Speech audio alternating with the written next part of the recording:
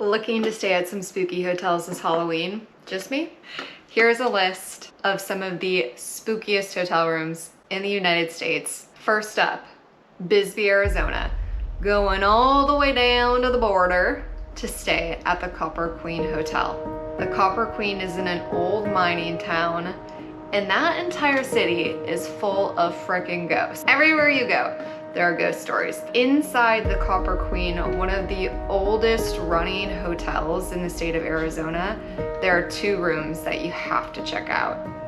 First being Julia Lowell's room. Julia Lowell was a prostitute in the early 1900s and used that room to conduct business. Very exciting. Go girl. It is rumored that she fell in love with one of her clients and she was rejected by him, and then she hung herself in room 315, the room named after her. Guests have reported watching her wander the halls of the third floor. Housekeepers have even said that they've heard her whisper things in their ear, "Don't trust men," while they're cleaning their room. So people will hear the wardrobe opening and closing. A lot of times men will actually feel her touch them in their sleep. And a lot of times people can smell her perfume.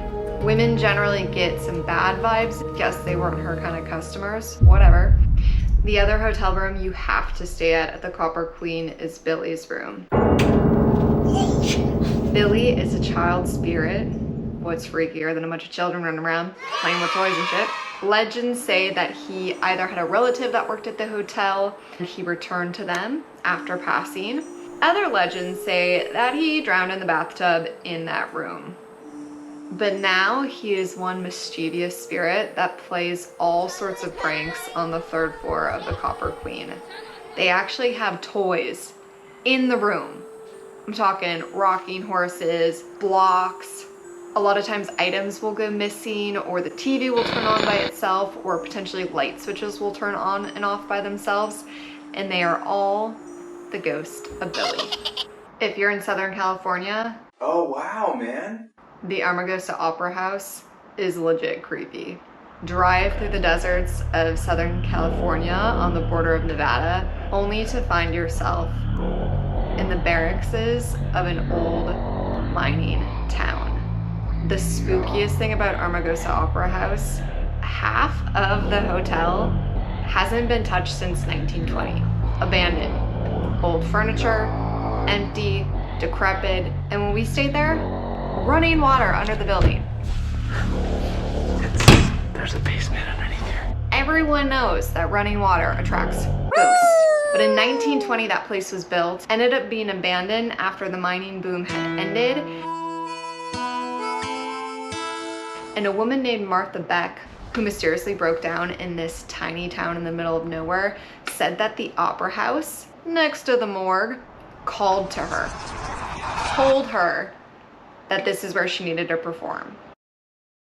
There are 3 haunted rooms. Room 24 is known to hear children crying and laughing. Room 32, an old mining boss supposedly frequents that room. And let's just say, homie's not friendly. Rumor has it there was also a hanging that took place in that room.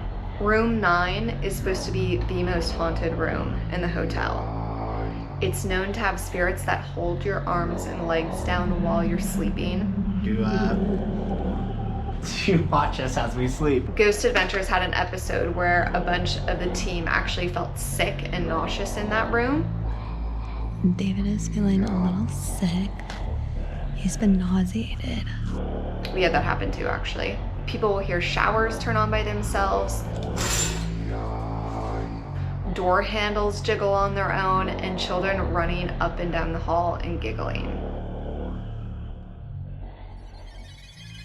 Spookiest part about that place? No cell service, and there's only one phone in the entire building, and it's at the front desk. Talk about the start to a slasher movie.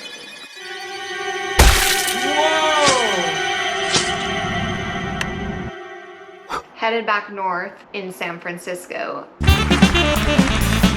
the Queen Anne Hotel is known as a past girls' boarding school. The boarding school was started by Miss Mary Lake, who allegedly had an affair with a politician, Slippery Jim, as they called him. Room 410 used to be Mary Lake's office, and she's known to still hang around in that space, comforting anyone that might look like a child because she was so passionate about the children that stayed with her in the boarding facility. Miss Mary Lake is also known to be very strict, so you do not want to misbehave while you're there because she will have something to say about it.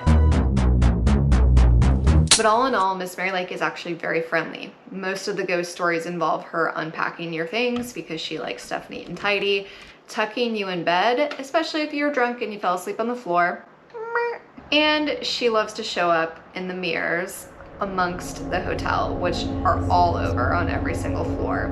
Some of them have these weird old distorted reflections. Some could say it's from the age of the mirror. Others might say it's ghosts. Manresa Castle, located in Port Townsend, Washington, is another must-see. A castle that was built by a man in the early 1900s, eventually turned into a monastery. There's 2 haunted rooms. The first is room 306. I've personally stayed in this room and have caught a lamp flashing on and off, a child giggling right next to the camera,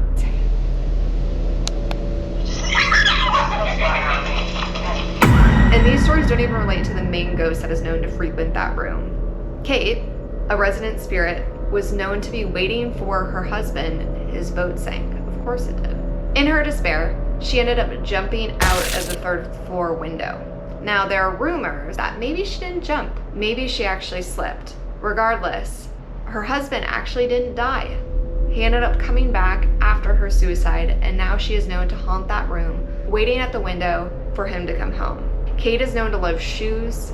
She's very mischievous, and people seem to hear her singing and humming in the bathroom or opening up the wardrobe, maybe looking for more shoes. People have also seen her sit on the bed, and they've heard a woman crying coming from in between the 2 beds in the room. The second room at Manresa Castle is room 302.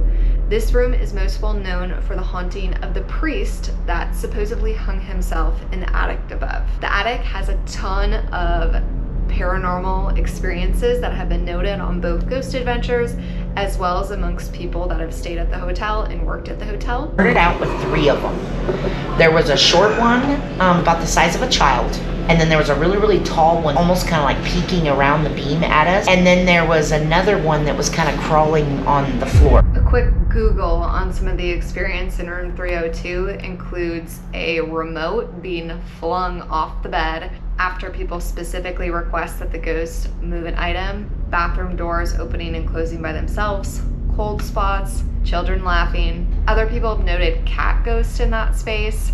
If you're looking for your own spooky stay this Halloween, make sure to check out some of the rooms referenced in this video. Happy ghost hunting and happy Halloween.